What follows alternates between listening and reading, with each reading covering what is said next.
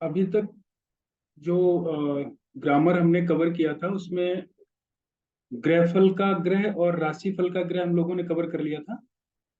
ग्रहफल के ग्रह वो होते हैं जो अपने ही घरों में उच्च के हों या अपने मालिक घरों में बैठे हों। कहने का मतलब अपनी ही राशियों राशि वाले घर में बैठे हों, और या नीच के होकर बैठे हों किसी भी घर में। तो वो ग्रहफल के ग्रह कहलाते हैं जिनका हम लोग डायरेक्ट उपाय नहीं करते हैं। और राशि फल के ग्रह वो होते हैं जो इस पोजीशन पे नहीं होते हैं, वो किसी भी जगह बैठे होते हैं, तो उनका हम डायरेक्ट उपाय कर लेते हैं। आगे समझते हैं प्लैनेट्स की जो एज होती है वो एज समझ लेते हैं। जुपिटर की जो एज होती है वो 6 साल की होती है। जो हमने जो लाल किताब दशा वाला जो चैप्टर बताया था आपको, तो उसमें भी आपको बताया था हर प्लैनेट की एज होती है। तो जुपिटर की एज 6 साल की होती है, लेकिन जो जुपिटर की एक्टिवेशन एज होती है वो होती है 16 साल पे। कहने का मतलब यह है कि जुपिटर का जो असर है व्यक्ति के ऊपर वो 16 साल तक रहेगा, लेकिन जो उसके जो मेन पूरी तरीके से जब जुपिटर का असर आएगा वो 16वें साल में आएगा, 16 ईयर्स का जब व्यक्ति हो जाएगा। इसी तरीके से सूर्य की जो महादशा या दशा की उम्र जो होती है वो 2 साल की होती है। और सूर्य जो अपने पूर्ण असर देगा वो 22वें साल में देगा, 22 ईयर्स में। जब व्यक्ति 22 साल का हो जाएगा तब उसका पूर्ण असर आएगा उसके ऊपर। तो सर 22वें ये साल असर और दशा ये दो अलग चीजें हैं। ये दो अलग चीज होगी। वो तो सूर्य की जब भी लाल किताब के अनुसार दशा चलेगी तो वो 2 साल की दशा चलेगी। वो दशा कभी भी आ सकती है, वो तो उसके जन्म के हिसाब से आएगी जिस समय उसका राइट। जन्म होगा। लेकिन जो सूर्य आपकी कुंडली में जिस पोजीशन में बैठा होगा वो अपने जो पूर्ण असर देगा वो 22वें साल में देगा। ठीक है। इसी तरीके से चंद्रमा है, चंद्रमा की दशा जो आती है वो 1 साल की होती है, लेकिन चंद्रमा का जो पूर्ण असर व्यक्ति के पास में रहेगा वो 24वें साल में रहेगा। वीनस की जो दशा आती है वो 3 साल की होती है दशा पीरियड, और इसका जो पूर्ण असर जो रहता है वीनस का वो रहता है 25वें साल में। 25वें साल में इसका पूर्ण असर आता है। जैसे इसी इसी तरह जैसे किसी का वीनस अगर वीक है कुंडली में, तो उससे ये कहा जाता है कि आप 25वें साल में शादी ना करें। 25वें साल में अगर वो शादी करेगा तो वीनस खराब रिजल्ट देगा, अगर वो कुंडली में खराब स्थिति में बैठा हुआ है। और अगर वीनस बहुत अच्छी स्थिति में बैठा हुआ है तो फिर 25वें साल में शादी करना उसका बहुत अच्छा रहेगा। है ना। इसी तरीके से जैसे सूर्य का मैंने एग्जाम्पल दिया, अगर किसी का सूर्य मान लीजिए बहुत अच्छी कंडीशन में बैठा है, तो 22वें साल में अगर वो गवर्नमेंट जॉब की तैयारी करता है और वो कोई एग्जाम वगैरह देता है तो उसका सिलेक्शन होने के चांसेस बहुत ज्यादा होते हैं। गवर्नमेंट से जुड़ के कोई भी काम करता है, 22वें साल में कोई भी काम स्टार्ट करता है। ठीक है। इसी तरीके से मार्स है, मार्स की जो एज होती है वो जो अ, दशा वाली जो एज होती है वो 3 साल की होती है, लेकिन मार्स जो होता है वो अपने 28वें ईयर्स में एक्टिवेट होता है। इसी तरह मरकरी है, मरकरी की जो दशा होती है वो 2 साल की होती है, लेकिन अपने 34वें साल में वो सबसे अच्छे रिजल्ट देता है।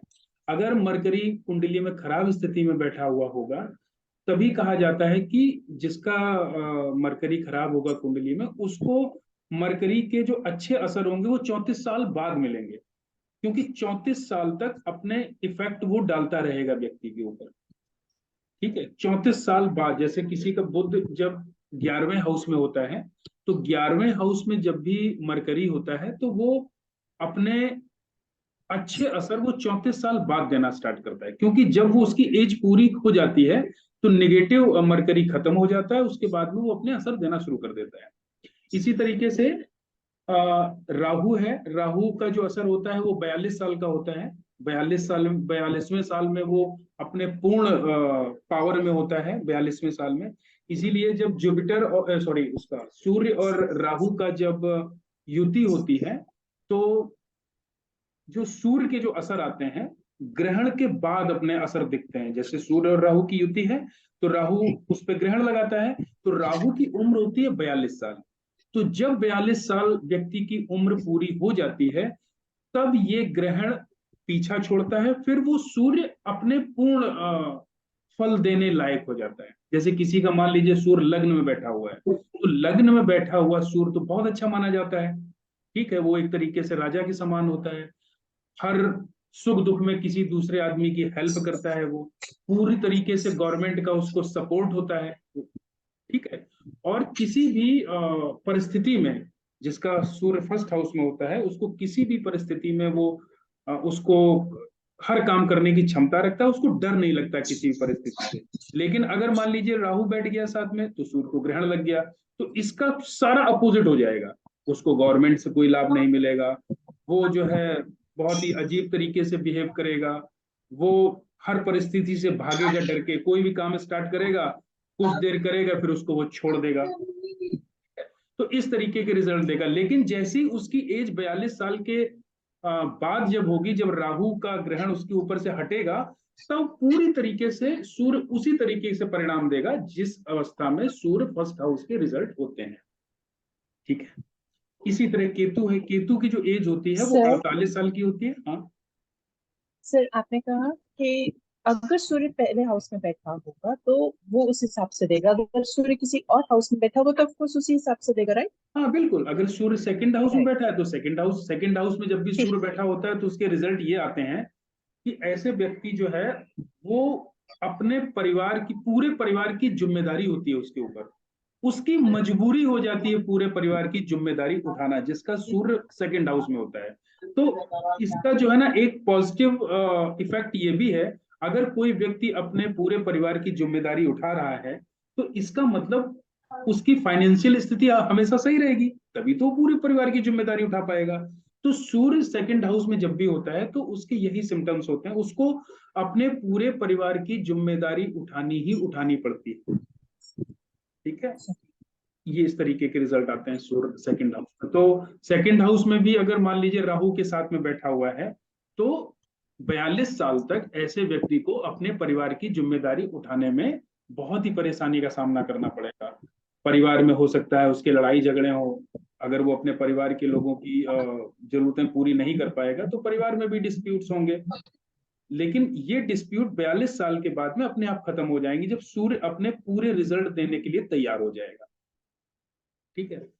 और होता क्या है कि ये जो एज होती है प्लैनेट्स की, ये अपनी एज का जो आधा पीरियड होता है ना, जैसे मान लीजिए सूर्य 22 साल उसकी एज है, तो अपने वो रिजल्ट 11वें साल में भी देगा वो, और 1/4 एज में भी देता है।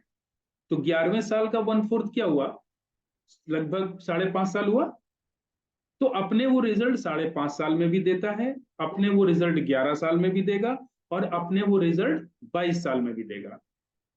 इसी तरीके से जैसे राहु है, तो राहु की जो फुल एज होती है वो 42 साल होती है, लेकिन राहु अपने रिजल्ट 21 साल में भी दे सकता है अगर राहु बैड कंडीशन में है। तो आपने देखा होगा अधिकतर कुछ बच्चे होते हैं जो 21वें साल में आके बहुत ज्यादा उल्टी सीधे हरकतें करते हैं, है ना, और वो उनका दिमाग जो है निगेटिविटी की तरफ चला जाता है। तो उनका राहु जो होता है वो निगेटिव होता है। और जिनका राहु पॉजिटिव होता है, वो 21 साल की एज में बहुत कुछ पाने की कोशिश करते हैं, उनकी डिजायर्स होती है किसी न किसी चीज को सोचने की, समझने की, किसी चीज में डिसीजन लेने की। क्योंकि राहु जो है ना, वो डिसीजन लेने की क्षमता, जितना अच्छा राहु आपका, उतनी अच्छी आपकी डिसीजन लेने की पावर, उतनी ही अच्छा आपके दिमाग में विचार आएंगे। निगेटिव राहु होगा तो अधिकतर लोग 21वें साल में भटक भी जाते हैं। इसी तरीके से जुपिटर है, जुपिटर की जो एक्टिवेट होता है वो 16 साल में होता है। अगर 16वें साल में आपका जुपिटर अगर बहुत अच्छी कंडीशन में आपकी कुंडली में बैठा हुआ है, कहीं से कोई जो है उसके ऊपर उस तरीके की दृष्टि नहीं है, निगेटिव दृष्टि, तो 16वें साल में व्यक्ति को पढ़ाई लिखाई में बहुत अच्छे परिणाम मिलते हैं, वो बहुत अच्छी से स्टडी करता है, ठीक है। तो इस तरीके से इसको हम देखेंगे, अपनी एज का, उसका जो आधा पीरियड है और उसका जो 1/4 पीरियड है, उसमें भी इसके असर आएंगे। अब इनके असर तब चेंज हो जाते हैं जब ये प्लैनेट किसी की युति में आते हैं। जैसे मान लीजिए सूर्य और राहु, मैंने आपको बताया सूर्य और राहु जब युति में आएंगे, तो वैसे मैंने सूर्य की उम्र बताई है 22 साल, लेकिन जैसे ही सूर्य और राहु युति में आएंगे तो सूर्य का इफेक्ट खत्म हो जाएगा। सूर्य अब 0 साल माना जाएगा, मतलब सूर्य इफेक्ट देगा ही नहीं। ठीक है।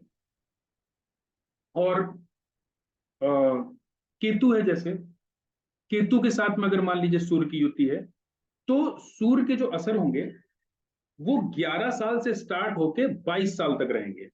11 साल से पहले सूर्य का कोई असर नहीं होगा अगर केतु के साथ में युति में है। ठीक है। और अगर सूर्य किसी के साथ भी युति है, किसी प्लेनेट के साथ में अगर युति है, तब फिर सूर्य अपने पूरे 22 साल तक अपने इफेक्ट देने की क्षमता रखेगा।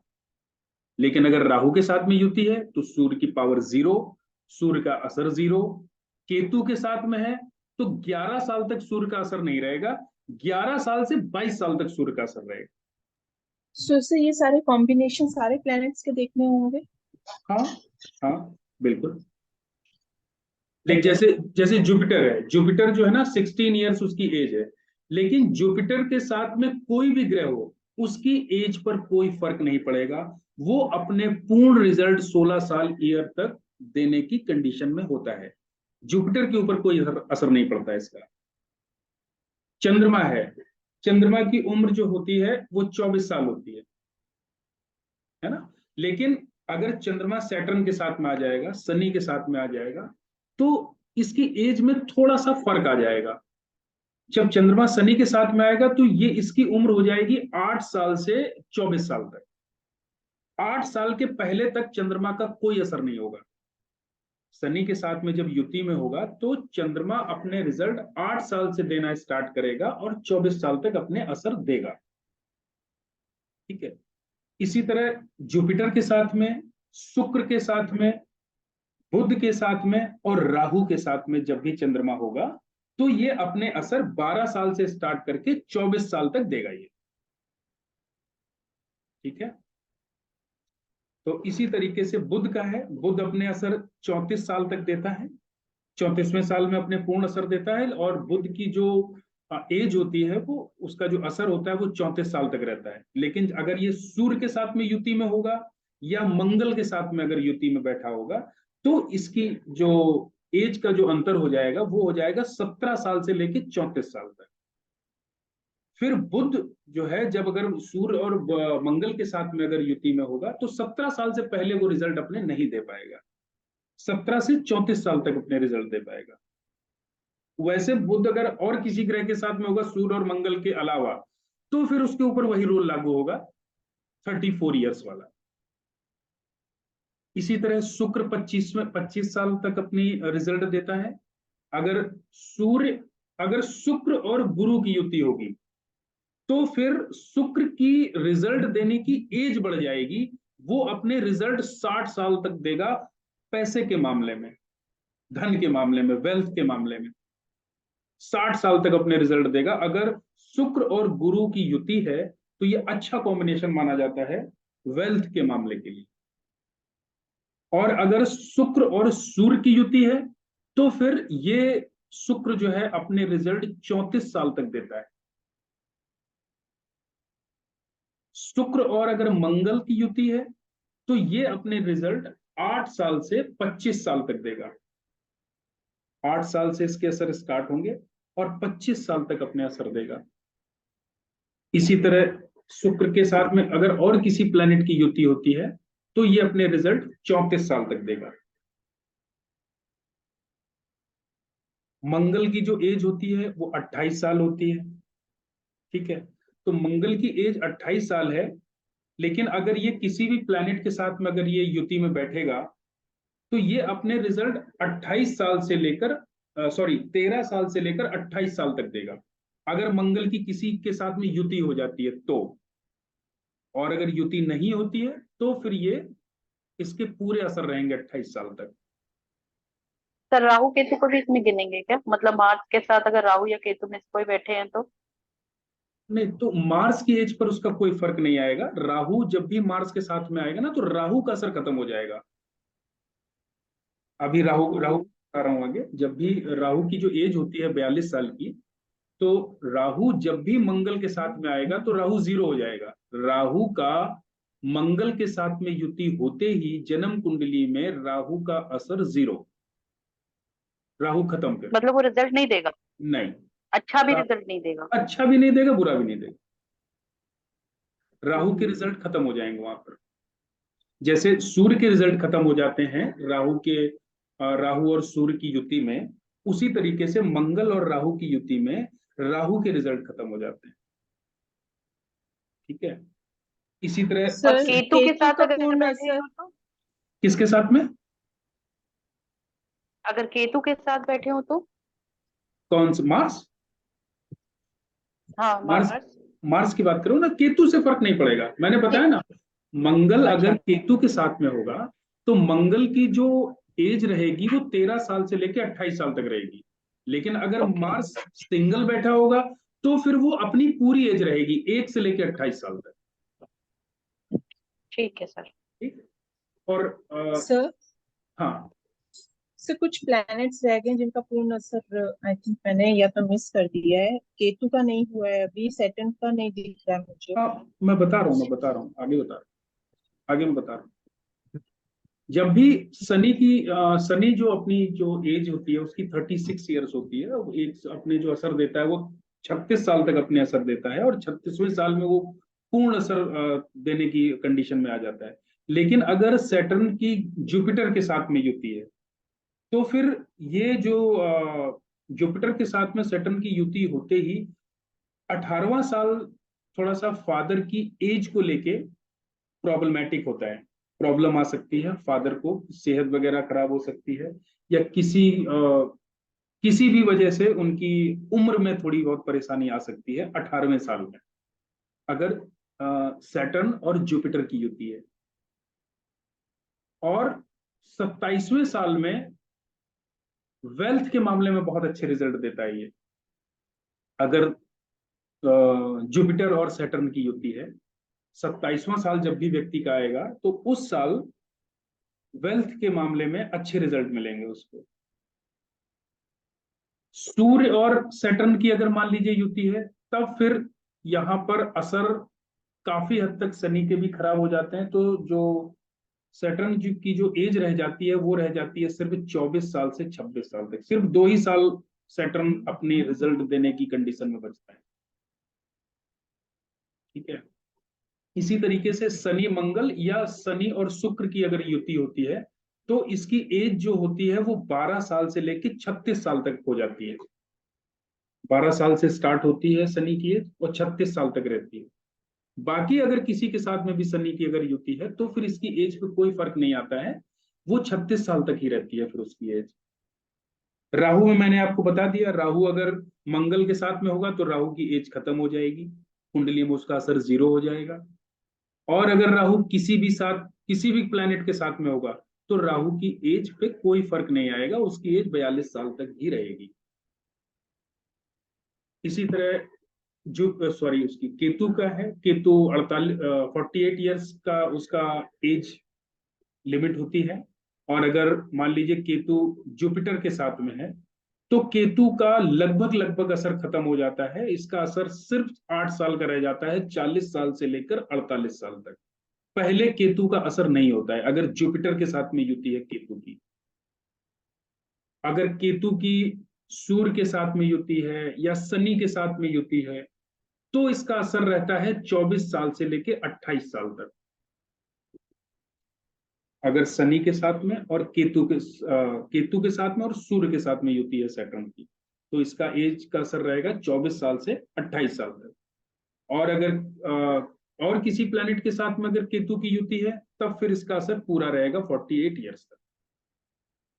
तो ये जो है सिम्टम्स, इसलिए मतलब एज का इसलिए याद रखने की जरूरत है। जब भी हम लोग प्रिडिक्शन करेंगे तो बीच बीच में ये बात आएगी, जब भी कोई प्लैनेट, जैसे मान लीजिए मैंने एक एग्जांपल दिया आपको कि बुध 11th हाउस में बैठा है तो 34 साल बाद उसके अच्छे परिणाम मिलेंगे। ठीक है, या बुध किसी भी हाउस में अगर खराब पोजीशन में हो रहा होगा, दृष्टि संबंध से खराब हो रहा होगा, या बुध मंगल के साथ में बैठा होगा, क्योंकि मंगल के साथ में अगर बुध बैठेगा तो बुध खराब हो जाएगा, ठीक है, मंगल भी खराब हो जाएगा।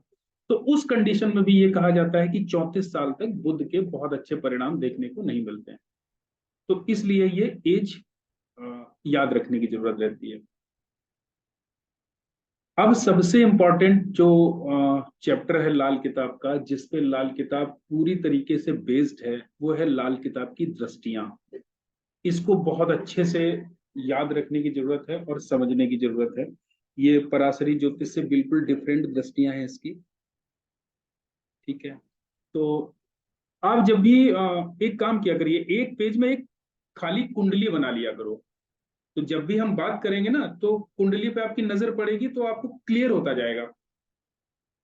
क्योंकि वैसे अगर हम दिमाग में सोचेंगे कि दूसरे सेकंड हाउस से दृष्टि पड़ेगी यहाँ पर, तो वो थोड़ा सा समझ में कम आएगा। लेकिन अगर एक चार्ट अगर आपके पास में पहले से प्रिपेयर रहेगा तो तुरंत आपकी नजर पड़ेगी वहां पर, ठीक है। तो एक खाली चार्ट बना के रखने की जरूरत है, क्योंकि अब आगे जो है ना, चार्ट जो भी हम लोग आगे ग्रामर करेंगे, जो भी हम प्रैक्टिस करेंगे, सामने चार्ट खुला होना बहुत जरूरी है।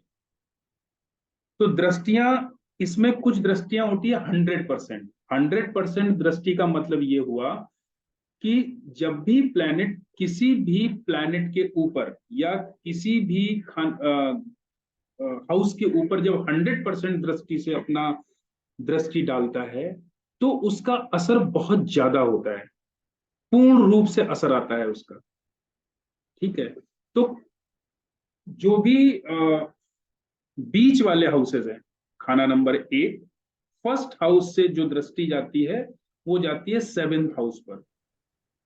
ये 100% दृष्टि जाती है, फर्स्ट हाउस से 7th हाउस पर दृष्टि जाती है, और 4th हाउस से 10th हाउस पर दृष्टि जाती है। खाना नंबर 1 साथ 7th हाउस को देख सकता है, लेकिन 7th हाउस खाना नंबर 1 को नहीं देख सकता है। सर 4th से 10th पे भी 100% है? फोर्थ हाउस में बैठा हुआ प्लैनेट 10th हाउस को 100% दृष्टि से देखेगा, लेकिन 10th हाउस में बैठा हुआ प्लैनेट 4th हाउस को नहीं देखेगा। इसी तरीके से खाना नंबर 8 में बैठा हुआ प्लैनेट खाना नंबर 2 को 100% दृष्टि से देखेगा। और ये जो दृष्टि होगी, ये वक्री दृष्टि होगी। वक्री दृष्टि का मतलब होता है खराब करने वाली दृष्टि। चाहे यहां पर आपस में मित्र ग्रह ही क्यों ना बैठे हों, 8वें घर में बैठा हुआ प्लैनेट जब भी सेकंड हाउस पर दृष्टि डालेगा, तो उस प्लैनेट को वो खराब करेगा, उसके रिजल्ट को वो खराब करेगा। और ये भी दृष्टि 100% होती है। 8th से सर हाउस के सेकेंड। कारक को भी करेगा? हाउस आकांक्षा जी के क्या कारक बोल को रहे भी हैं? खराब करेगा? हाँ, हाउस को भी खराब करेगा, उस प्लैनेट में बैठे उस हाउस में बैठे हुए प्लैनेट को भी खराब करेगा। 8th हाउस में जो भी प्लैनेट बैठा होगा, ये उल्टी दृष्टि से देखता है और वह खराब दृष्टि से देखता है, नेगेटिव दृष्टि से सर देखता चाहे गुरु ही हो, अगर है। 8th हाउस में गुरु बैठे वो भी देखिए ओके, तो वो भी कुछ सेकेंड हाउस में देख के काम खराब करेंगे। देखिए कुछ प्लैनेट्स के रूल्स अभी हम अलग से उनकी दृष्टियां लिखवाएंगे। जैसे हम्म, जुपिटर, सूर्य और चंद्रमा, ये कभी हम्म, भी उल्टी दृष्टि से सेकंड हाउस को नहीं देखेंगे। नहीं देखेंगे। हाँ, ये ओके 3 प्लैनेट नहीं देखेंगे। उसके अलावा ओके जितने भी प्लैनेट बैठेंगे, सारे वक्री दृष्टि से सेकंड हाउस को देखेंगे। ओके ठीक? ठीक ये है सर। दृष्टि ही नहीं डालेंगे सेकंड हाउस पर, सूर्य, जुपिटर और मून, ठीक है। ठीक है सर। 8th हाउस में यही 3 प्लैनेट शुभ माने गए हैं। इसके ओके अलावा जो भी प्लैनेट 8th हाउस में बैठेगा, वो मैक्सिमम अपने बैड रिजल्ट देगा, ठीक है। इसी तरीके से 3rd हाउस में बैठा हुआ प्लैनेट 11th हाउस को देखेगा 50% दृष्टियां, 50% दृष्टि से। ये 50% दृष्टि लिखा रहा हूं मैं, मतलब इस दृष्टि का असर 50% होगा। 3rd हाउस में बैठा हुआ प्लैनेट 11th हाउस को और 9th हाउस को। थर्ड हाउस में बैठा हुआ प्लैनेट 11 हाउस को देखेगा और 9th हाउस को देखेगा। ये 50% डालेगा। ये इसकी जो दृष्टि का जो असर होगा वो 50% होगा। ओके। और फिफ्थ हाउस में बैठा हुआ प्लैनेट 9th हाउस को 50% दृष्टि से देखेगा। ठीक है। अब 25% दृष्टियों का जो असर होता है वो सेकंड हाउस में बैठा हुआ प्लैनेट 12th हाउस को 25% दृष्टि से देखेगा। सेकेंड हाउस का सर, सॉरी क्या बोला आपने, सेकेंड हाउस का? सेकंड हाउस में बैठा हुआ प्लैनेट 12वें खाना नंबर 12 को 12th हाउस हाँ। में बैठे हुए प्लैनेट को 25% दृष्टि से देखेगा। ठीक है। यहां पर जो भी प्लैनेट बैठे होंगे इसमें दृष्टियों का असर 25% मिलेगा। ठीक है। इसी तरीके से खाना नंबर 2 में बैठा हुआ प्लैनेट खाना नंबर 6 को देखेगा। खाना नंबर 6 में बैठा हुआ प्लैनेट खाना नंबर 12 को देखेगा। 6th हाउस में बैठा हुआ प्लैनेट 12th हाउस को देखेगा। So ये सारे 25% है। ये सारी 25। Second house to 12th house, second house to 6th house. हाँ। एंड और 6th house to 12th house हाँ, आल्सो। बिल्कुल बिल्कुल। और खाना नंबर 8 में बैठा हुआ प्लैनेट खाना नंबर 12 को 25%, इसका जो असर होगा वो 25% होगा। सर 25, लेकिन खराब खराब या या अच्छा नौ? वो प्लैनेट के कुछ ऊपर भी। डिपेंड करेगा। अगर मान लीजिए अच्छा। आपस में अगर आपस में शत्रु ग्रह बैठे हुए हैं तो जो बैड कंडीशन आएगी वो 25% आएगी। जैसे ओके। जैसे मान लीजिए सूर्य 8th हाउस में बैठा हुआ है, सैटर्न मान लीजिए 12th हाउस में बैठा हुआ है, तो सूर्य सैटर्न को देखेगा तो जो भी रिजल्ट आएंगे, सूर्य जब शनि को देखेगा तो वीनस खराब होगा, तो वीनस खराब होगा तो कहीं ना कहीं जो है पार्टनर से रिश्ते खराब होंगे। तो ये जो रिश्ते का जो खराब होने का जो असर आएगा वो बहुत ज्यादा ना के 25% आएगा। ठीक है। 8वें घर में मैंने आपको बताया 8वें घर में जो भी प्लैनेट बैठेगा वो वक्री दृष्टि से ही सेकंड हाउस को देखेगा, चाहे यहाँ पर आपस के दोस्त ग्रह बैठे हुए हैं तब भी वो उसके असर को खराब कर दे। सर वक्री दृष्टि से सेकंड को देखेगा और वक्री दृष्टि से ही 12th को देखेगा। हाँ, नहीं नहीं नहीं नहीं, 12th को वक्री दृष्टि से नहीं देखेगा, वो प्लैनेट के ऊपर डिपेंड करेगा कि किस प्लैनेट को वो देख रहा है, लेकिन जो सेकंड हाउस को जो वो देखेगा उसको वो खराब ही करेगा। सेकंड हाउस में बैठे हुए प्लैनेट को 8th हाउस में बैठा हुआ प्लैनेट खराब करेगा, लेकिन 8th हाउस में बैठा हुआ प्लैनेट 12th हाउस के बैठे हुए प्लैनेट को सिचुएशन के आधार पर खराब करेगा। वो ये देखा जाएगा कि ये दोस्त ग्रह है, अगर दुश्मन ग्रह है तो खराब कर देगा, अगर दोस्त ग्रह है तो फिर रिजल्ट मैच करने पड़ेंगे। 25% अच्छा देगा। हाँ बिल्कुल। तो कहने का मतलब ये हुआ अगर 8वें घर में कोई भी प्लैनेट बैठा हुआ है तो वो 2, 6, 8, 12 के ग्रहों को खराब कर देगा। कैसे?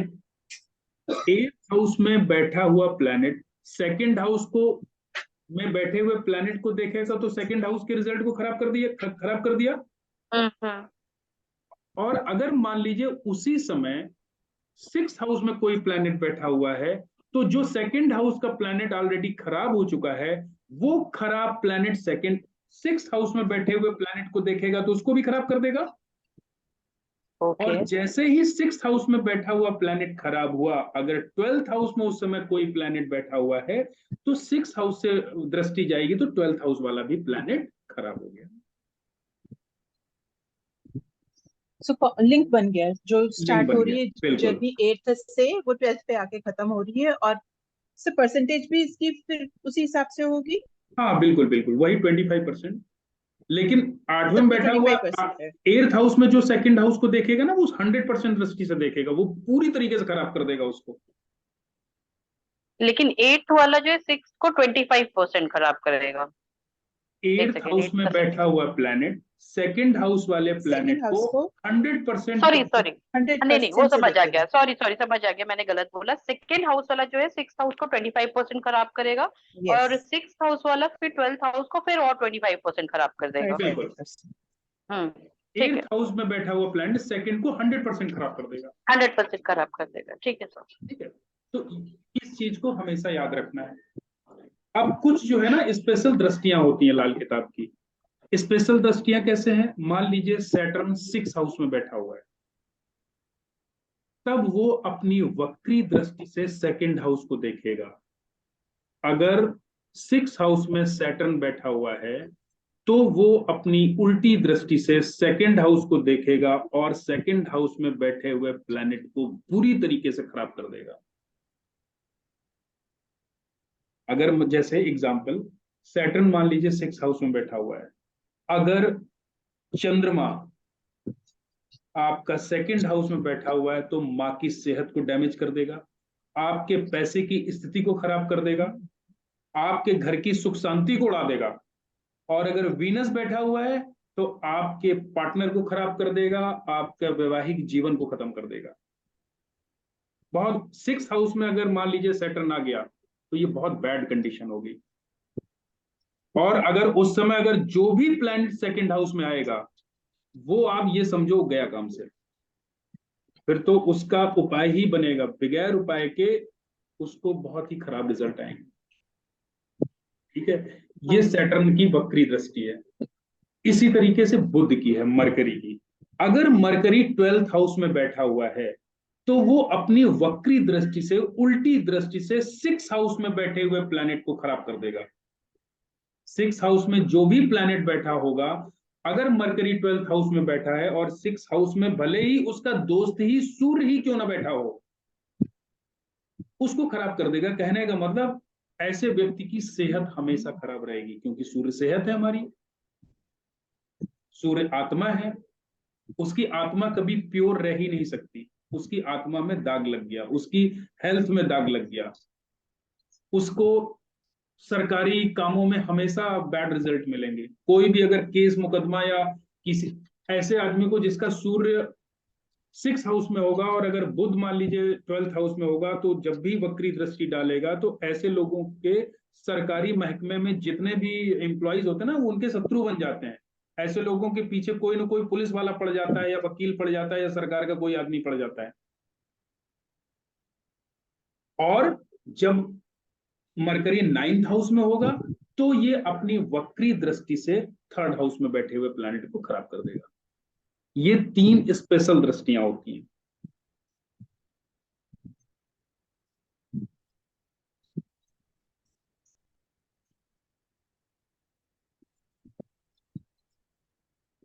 एक स्पेशल दृष्टि और होती है, याद आ गया, बता दूं आप। सूर्य 9th हाउस में होगा, वो अपनी ये वक्री उल्टी मतलब खराब दृष्टि नहीं होती है, लेकिन वो 5th हाउस में बैठे हुए प्लैनेट को देख सकता है सूर्य, अगर 9th हाउस में बैठा है। ठीक है, तो ये कुछ सर जब कंजंक्शन होता है, हाँ सर जब कंजंक्शंस होते हैं, जैसे पीछे आपने बताया कि पूर्ण असर जो है इस साल में एक्टिवेट होगा, और अगर इसके साथ युति है तो डिफरेंसेस जो थे आपने सारे लिस्ट कराए। अब अगर युति जो है वो एक नहीं दो से ज्यादा की हो, 3 प्लैनेट्स की हो, 4 प्लैनेट्स की हो, 5 प्लैनेट्स की हो, तब कैसे इसके असर को देखा जाएगा? तब कैसे डिड्यूस करेंगे कि देखिए, अब कितना इसका देखिए एज रहेगा या? कुछ कुछ रूल्स होते हैं युतियों के। 1, 4, 7, 10 जो केंद्रा हाउस होते हैं, इसमें किसी भी प्लैनेट की चाहे जितनी युति हो, एक से ज्यादा चाहे जितनी युति हो, इसमें युतियों के जो परिणाम होंगे वो कभी खराब नहीं होंगे, चाहे भले ही शत्रु प्लैनेट बैठे हों। ठीक है, और 2, 5 और 11 यहां पर भी चाहे जितनी प्लैनेट्स की युति हो, सभी प्लैनेट अपना अलग अलग रिजल्ट देंगे इस हाउस में बैठ के, 2, 5, 11 में। बाकी जो हाउसेस बचे हैं, वहां पर युतियों का महत्व होता है, वहां पर युति वाले रिजल्ट देखे जाएंगे। जैसे सुबह कैसे पता चलेगा? जैसे जैसे जी। मान लीजिए थर्ड हाउस में सूर्य और शनि आ गया, ठीक है। तो सूर्य और शनि की युति जब हम देखेंगे तो सूर्य और सैटर्न जब भी आपस में मिलते हैं तो एक तो राहु बन जाता है, सूर्य और शनि। तो थर्ड हाउस में जो राहु के रिजल्ट होंगे, उच्च के रिजल्ट, मतलब बहुत अच्छे रिजल्ट मिलेंगे सूर्य शनि अगर थर्ड हाउस में बैठे हुए हैं। लेकिन तो यहाँ पे मंगल खराब हो मस्तिष्क जाएगा। रोग का लेकिन राइट। सूर्य शनि की जब भी युति होगी, मंगल खराब हो जाएगा। तो मार्स जन्म कुंडली में जहां पर भी बैठा होगा, मार्स के रिजल्ट खराब हो गए। जैसे मान लीजिए मार्स 12th हाउस में बैठा है और सूर्य और शनि थर्ड हाउस में बैठे हैं, ठीक है। तो यहां पर, और राहु मान लीजिए बैठा हुआ है फर्स्ट हाउस में, ठीक है। तो राहु, नहीं, राहु को फर्स्ट हाउस में नहीं बैठाते हैं। राहु अगर फर्स्ट हाउस में बैठेगा तो वो सूर्य को खराब कर देगा, ठीक है। राहु को और कहीं बैठा देते हैं, जैसे मान लीजिए राहु को हम 10th हाउस में बैठा देते हैं, ठीक है। तो सूर्य और शनि की जैसी युति होगी तो राहु तो बहुत अच्छे अपने परिणाम देगा, क्योंकि ये उच्च राहु बन जाता है सूर्य और शनि की युति के बाद में। लेकिन मार्स मान लीजिए 12th हाउस में अगर बैठा है तो फिर मार्स प्रॉब्लम में आ गया। तो मार्स अगर प्रॉब्लम में आया तो कौन प्रॉब्लम में आ गया? आपके भाई प्रॉब्लम में आ गया, आपका जो भाई है वो प्रॉब्लम में आ गया। भाई की मानसिक स्थिति खराब हो सकती है, भाई के उल्टे सीधे खर्चा हो सकते हैं, भाई भाई के इन्वेस्टमेंट खराब हो सकते हैं, भाई का जो पर्सनल रिलेशन है जो अपने पार्टनर के साथ में, चूंकि बैड प्लेजर का घर होता है, वो रिलेशंस खराब हो सकते हैं। तो इस तरीके से सिम्टम्स देखे जाएंगे।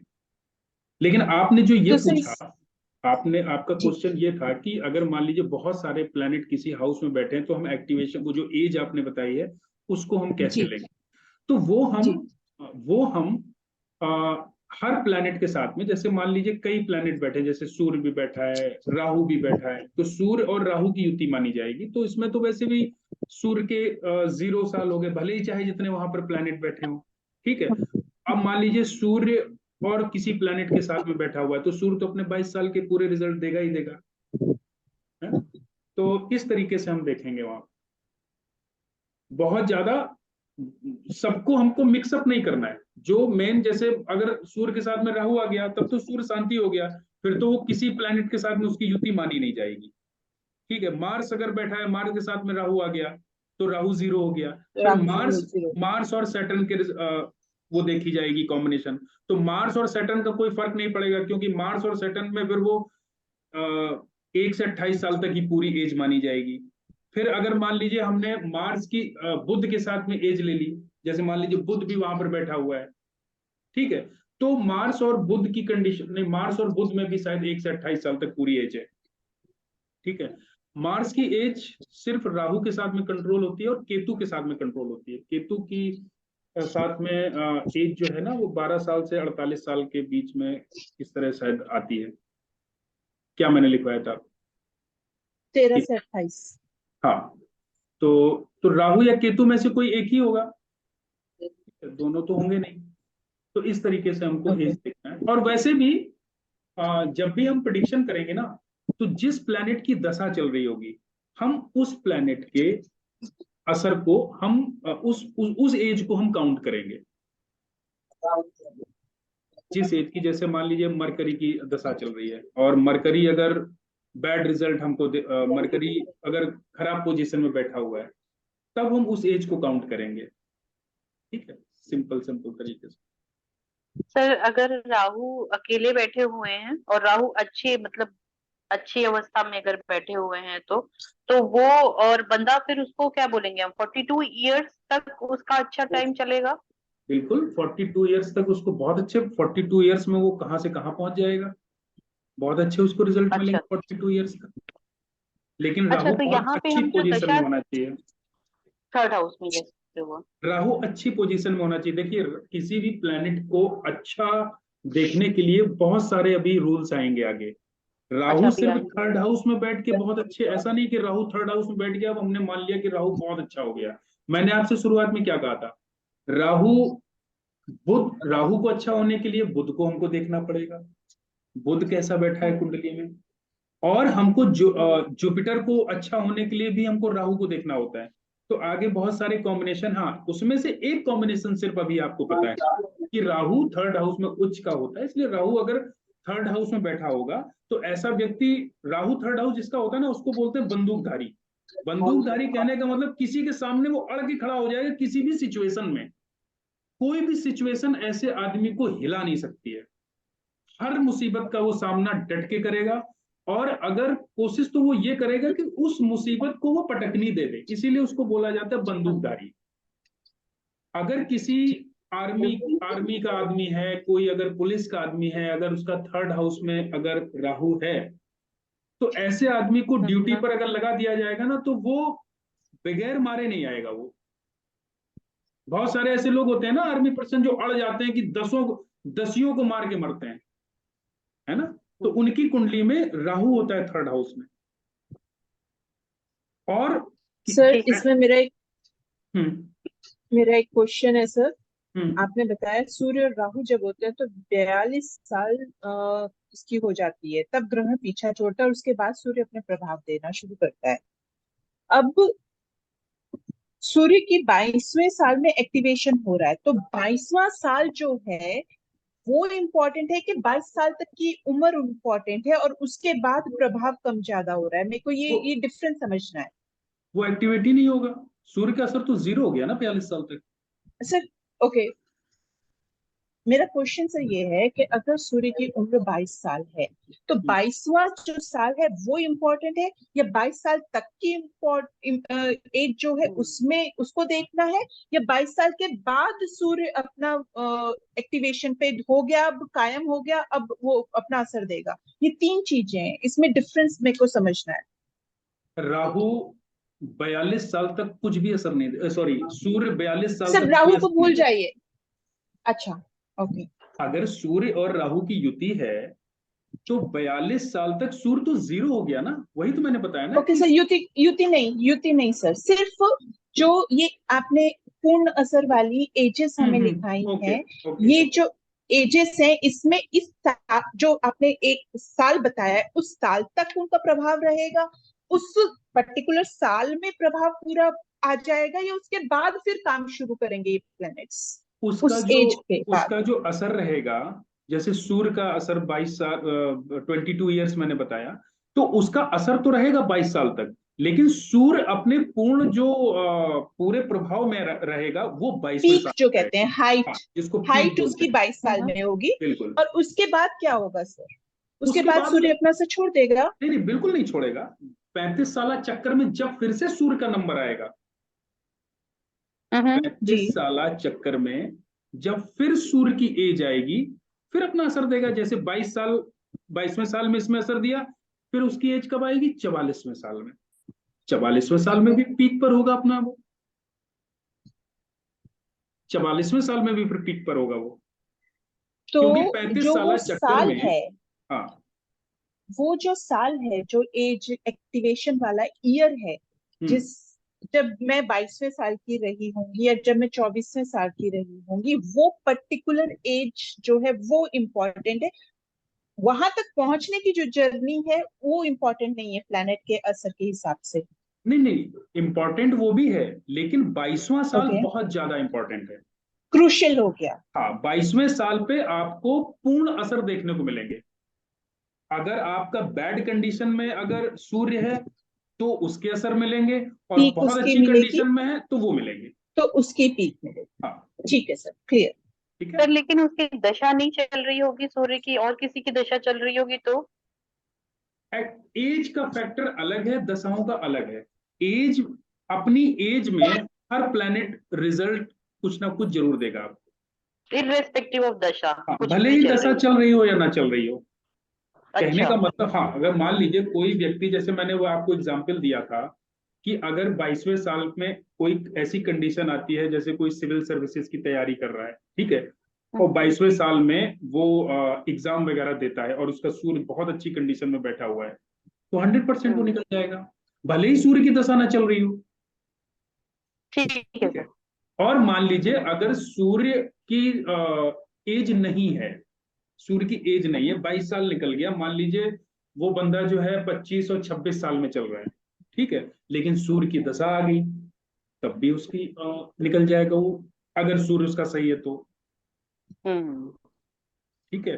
अब जैसे सूर्य, ऐसा नहीं है जैसे मैंने आपसे कहा कि सूर्य अगर अच्छा होगा तो सरकारी जॉब पाएगा, कभी कभी होता क्या है ना, जिसका राहु भी अच्छा होता है ना वो भी गवर्नमेंट जॉब पा जाता है, क्योंकि राहु भी गवर्नमेंट जॉब का कारक है, गवर्नमेंट से जुड़ के काम करने का कारक है। अगर राहु लग्न में बैठा है तो उसने किसका रूप ले लिया, उसने सूर्य का रूप ले लिया। या अब जो जन्म कुंडली का जो फर्स्ट हाउस होता है ना वो तख्त माना जाता है, राज सिंहासन माना जाता है। तो यहाँ पर अगर राहु आ जाएगा तो वो राज सिंहासन पे वो बैठ जाएगा, कोई भी प्लेनेट यहाँ पर आ जाएगा वो राज सिंहासन पर बैठ जाएगा। लेकिन जो राज सिंहासन पर बैठ के जो वो हुक्म सुनाएगा, जो वो अपने रिजल्ट देगा, वो अपने कारक के हिसाब से रिजल्ट देगा। सैटर्न बैठ जाएगा तो उसका जो सैटर्न क्या होता है, सैटर्न होता है कर्मा, काम करना। तो अगर शनि वहां पर बैठेगा तो वो राजाओं की तरह उसका नेचर नहीं रहेगा आदमी का, वो काम पर ज्यादा फोकस करेगा, वो वो किसी को ऑर्डर नहीं देगा कि तुम ये काम करो, वो खुद काम में जुटा रहेगा। ठीक है। बुध अगर यहाँ पर आ जाएगा, बुध अगर यहाँ पर बैठ जाएगा फर्स्ट हाउस में, तो तो वो दिमाग हमेशा जो है ना दिमाग चल रहा है। दिमाग चलाएगा, कुछ ना कुछ बिजनेस माइंडेड वाला दिमाग चलाएगा। ठीक है, उसको कोई फर्क नहीं पड़ेगा कि जहां पर उसे मतलब उसका कहने का मतलब राजाओं जैसा वो नहीं रहेगा, जहां वो मीठा बोलना होगा मीठा बोल के काम चला लेगा, वो एक तरीके से दिमाग से खेलेगा वहां पर, अगर बुध यहाँ पर बैठ जाएगा। इसीलिए जब सूर्य और बुध लगन में बैठते हैं तो ये बहुत अच्छी सिचुएशन मानी जाती है। तो ऐसा राजा, जो आजकल के जो राजा हैं, पहले जो राजा हुआ करते थे उनका सूर्य जैसे लगन में होता था, तो वो राजा क्या हुआ करते थे, उनका जो गुण होता था वो सच्चाई पसंद होता था राजा, वो हमेशा सच का साथ देने वाले होते थे। ठीक है। लेकिन अब जो राजा हो रहे हैं, कहने का मतलब ये जो जैसे हमारे प्रधानमंत्री हैं नेता। और मुख्यमंत्री हैं, वो राजा ही हैं, वो राजा हो रहे हैं, तो उनके अंदर पूर्ण सूर्य के गुण नहीं है, वो डिप्लोमेटिक हैं, वो टाइम के अनुसार अपना रंग बदल लेते हैं। ठीक है। तो यहाँ पर वो, आपने ये भी देखा होगा आजकल किसी किसी के चार्ट में आप देखोगे, हो सकता है आपने देखा भी हो, सूर्य जिसके लगन में बैठा होता है ना उस आदमी को भी आप परेशान पाओगे कि उसकी जॉब में दिक्कत है, उसको बिजनेस में दिक्कत है, उसको काम में परेशानी है। बहुत सारे ऐसे लोग, उसका रीजन जानते हो क्या है? सूर्य जिसके लगन में होता है वो सच्चाई पसंद आदमी होता है, वो बॉस के मुंह पे ही बॉस को बोल देगा, बॉस ये आप गलत बोल रहे हो, ये चीज आपको नहीं बोलनी चाहिए, ये डिसीजन मुझे आपका पसंद नहीं आ रहा है। तो होगा क्या, आजकल के कॉर्पोरेट का कल्चर जानते हो, बॉस रखा लेगा आपको, किसी न किसी एंगल से वो आउट करने की सोचेगा कि ये बंदा खतरा है मेरे लिए, इसको मैं बाहर करूं।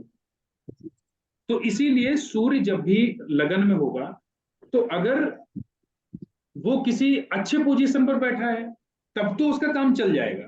लेकिन अगर वो मान लीजिए किसी मिडिल क्लास जॉब में है या किसी सी ग्रेड की जॉब में है, तो फिर उसको प्रॉब्लम रहेगी। और अगर मान लीजिए आईएएस लेवल पे भी है, तब भी वो सूर्य, भाई सूर्य तो सूर्य है, वो सच्चाई पसंद तो होगा ही होगा, लोगों की मदद करने वाला भी होगा। तो ऐसी कंडीशन में उसकी नेताओं से नहीं बनती है, बड़े बड़े जो लीडर्स होते हैं उनसे नहीं बनती, इसीलिए ऐसे अधिकारी जो होते हैं वो अधिकतर सस्पेंड रहते हैं, है ना। तो सूर्य लगन वाले आजकल थोड़ा सा परेशानी में रहते ही हैं, अगर अब उन्होंने अपना इस नेचर को नहीं बदला। ठीक है। इसी तरह जुपिटर की भी कहानी हो जाती है, जब वो उसमें आता है 10th हाउस में, यही कहानी जुपिटर की हो जाती है, क्योंकि वो तो बेचारा सीधा साधा है, डिप्लोमेटिक तो है नहीं, सनी की तरह सच्चाई मतलब चालाकी और चतुराई तो है नहीं। तो वो काम को जितना इजी वे में करता है, जितना सच्चाई से करता है, उतने ही उसको उल्टे जूते पड़ते हैं। इसीलिए जुपिटर 10th हाउस में जिसका भी होता है ना, अगर फोर्थ में और सेकंड में सूर्य चंद्रमा नहीं है या मंगल नहीं है तो, और जुपिटर 10th हाउस में बैठा हुआ है, उस व्यक्ति से कभी भी आप पूछ लेना, वो प्रोफेशनली हमेशा परेशानी रहेगा। आंख बंद करके आप बोल देना, आंख बंद करके प्रोडिक्शन कर देना। अगर कौन फोर्थ और सेकंड हाउस में अगर सूर्य जुपिटर, और अगर अगर जुपिटर 10th हाउस में है और 4th हाउस में और सेकंड हाउस में सूर्य, चंद्रमा या मार्स, अगर ये है तब तो इनका सपोर्ट उसको मिल जाएगा, तब प्रॉब्लम उसको नहीं आएगी। लेकिन अगर ये तीनों में से प्लैनेट इन दो हाउसेस में नहीं है तो फिर जुपिटर को बहुत ज्यादा प्रॉब्लम आएगी, वो ठीक से काम कर ही नहीं पाएगा, हमेशा वो काम में झूलता रहेगा, कभी ये नौकरी बदलेगा, कभी वो नौकरी बदलेगा, कभी ये काम बदलेगा, कभी वो काम बदलेगा। इसी तरह सैटर्न 10th हाउस में क्या होता है कि सैटर्न 10th हाउस में अगर है और व्यक्ति ने घूम घूम के काम करना शुरू कर दिया तो लाल किताब में ये लिखा गया है कि लोगों, शनि को सांप माना गया है, तो लाल किताब में लिखा गया है कि लोगों के पैरों तले कुचला जाएगा। तो जिसका भी सैटर्न 10th हाउस में हो वो उसको हमेशा बैठ के एक जगह स्थिर होकर काम करना चाहिए, उसको मार्केटिंग की जॉब या सेल्स की जॉब इस तरह वाली नहीं करनी चाहिए कि डोर टू डोर या मार्केटिंग में या ट्रैवलिंग जॉब में या इस तरीके से हो, उसको कभी सूट ही नहीं करेगी। किसी का भी चार्ट आप उठा के देख लेना, अगर सैटर्न 10th हाउस में है तो उसके साथ में अगर उसकी ट्रैवलिंग वाली जॉब है, डोर टू डोर जाने की जॉब है, अगर एक जगह स्थिर होने की जॉब नहीं है तो उसको हमेशा परेशानी रहेगी। ठीक है, तो हम लोग दृष्टियों पे बात कर रहे थे। तो दृष्टि, मैंने आपसे बताया कि जब कोई प्लैनेट 100% किसी किसी प्लैनेट पे दृष्टि डालेगा तो वो एनर्जी ऐसे मिक्स होगी जैसे दूध में चीनी घोल दी गई हो, इतनी मतलब पूरी तरीके से मिक्सअप हो जाएंगे दोनों प्लैनेट, है ना। पूर्ण दृष्टि एक तरीके से ये मानी जाएगी, 100% दृष्टि। तो जब भले ही वो प्लैनेट आपस में शत्रु हों, लेकिन जब ये दोनों प्लैनेट की एनर्जी आपस में मेल खाएगी तो एक अलग एनर्जी निकलेगी, दोनों मिक्स होके काम करेंगे। ठीक है, इस दृष्टि से अगर प्लैनेट के ऊपर दृष्टि पड़ रही है तो, और अगर मान लीजिए प्लैनेट के ऊपर दृष्टि नहीं पड़ रही है, अगर मान लीजिए वो हाउस खाली है और उस हाउस पर दृष्टि पड़ रही है, तो फिर क्या होगा, उनकी वो प्लैनेट उस हाउस के लिए ऐसे काम करेगा कि उसकी आइडेंटिटी तो अलग होगी लेकिन उस हाउस का वो सपोर्ट करेगा। जैसे एग्जांपल, 6th हाउस में मान लीजिए वीनस है, ठीक है, इस चीज को बहुत अच्छे से समझिएगा। 6th हाउस में मान लीजिए वीनस है, वीनस 6th हाउस पर बैठ के, नीच का है 6th हाउस में वीनस, नीच का हो गया क्योंकि यस। कन्या राशि है, हाँ कन्या राशि में शुक्र नीच का हो जाता है। लेकिन हाँ जब वो, बिल्कुल। हाँ, तो जब वीनस यहाँ पर बैठेगा 6th हाउस में तो हम व्यक्ति से कहेंगे कि आपकी पत्नी की सेहत खराब रहेगी, है ना। लेकिन जब वो 6th हाउस से 12th हाउस को देखेगा, मान लीजिए 12th हाउस में कोई प्लैनेट नहीं है, 12th हाउस में कोई प्लैनेट नहीं है और वीनस की दृष्टि जा रही है 12th हाउस पर, तब हम एक तरफ तो हम ये कहेंगे कि इसकी पत्नी की सेहत खराब रहेगी या इसकी पत्नी से या इसको भी इसके गुप्तांगों में प्रॉब्लम हो सकती है या इसकी पत्नी की सेहत खराब रहेगी, इस तरीके का हम रिजल्ट बोलेंगे उससे। लेकिन जब वो 12th हाउस पे अपनी दृष्टि डालेगा तो वहां पर वीनस उच्च का हो गया, 12th हाउस में वीनस उच्च का हो गया, तब उस व्यक्ति को वहां के जो रिजल्ट मिलेंगे वो ये मिलेंगे कि कभी भी उसको कोई भी परेशानी आएगी तो सबसे पहले परेशानी उसकी वाइफ को आएगी, उसको परेशानी नहीं आएगी, उसकी वाइफ को परेशानी आएगी। और उसको जो उसके जो आंतरिक संबंध हैं, जो सैया सुख है, जो ब्लड प्लेजर्स हैं, वो उसके अच्छे रहेंगे। अंतर हो गया दोनों में, और अंतर अगर हो गया ना वो दोनों। लेडी की होगी कुंडली? हाँ, तो पार्टनर हुआ, लाल किताब में शुक्र को हस्बैंड के चार्ट में उसकी लेडी को, मतलब उसकी वाइफ को अच्छा।